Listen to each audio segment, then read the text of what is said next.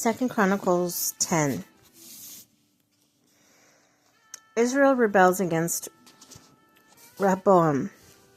Rehoboam went to Shechem, for all Israel had gone there to make him king.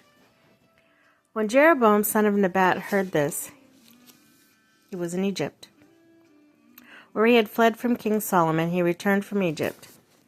So they sent for Jeroboam, and he and all Israel went to Rehoboam and said to him, "Your father has put a heavy yoke on us.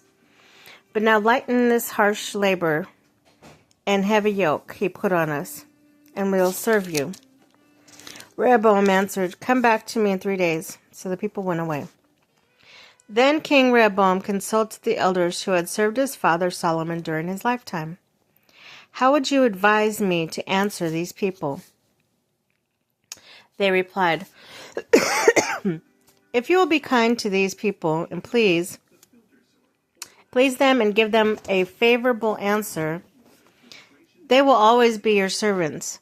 But Rehoboam rejected the advice the elders gave him and consulted the young men who had grown up with him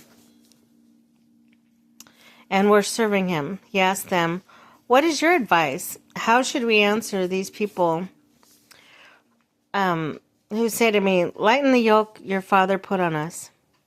The young men who had grown up with him replied, "The people have said to you, 'Your father put a heavy yoke on us, but make our yoke lighter.' Now tell them, 'My little finger is thicker than my father's waist. My father laid on you a heavy yoke. I will make it even heavier. My father scourged you with whips. I will scourge you with scorpions." 3 days later, Jeroboam and the people returned to Rehoboam, and as the king had said, "Come back to me in 3 days."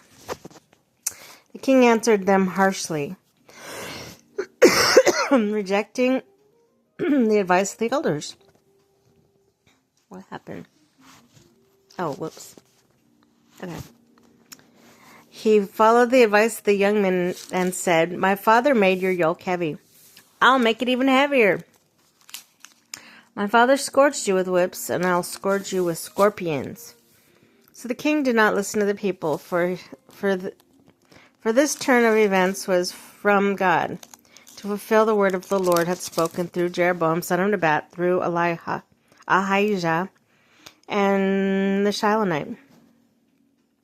When Israel saw that the king refused to listen to them, they answered the king, What share do we have in David? What part in Jesse's son? To your tents, Israel, look after your own house, David. So all the Israelites went home, but as the Israelites who were living in towns of Judah, Rehoboam still ruled over them. The king Rehoboam sent out Adoniram, who was in charge of forced labor, but the Israelites stoned him to death.